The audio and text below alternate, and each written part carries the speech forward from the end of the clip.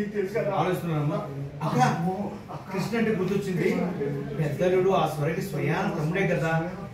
అలాంటప్పుడు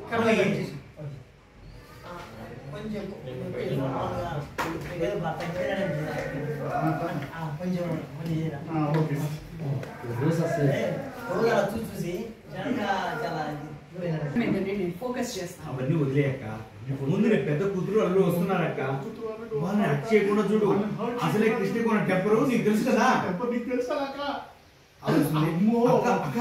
కృష్ణ అంటే గుర్తొచ్చింది.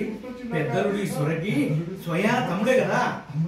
అలాంటప్పుడు మనం ఏం చేసినా మన చేతికి మట్టంట కూడా చేయాలంటే పెద్దలుండి కాస్త కృష్ణతో దూపిస్తే సరి. పెద్దలు నోరు బాగా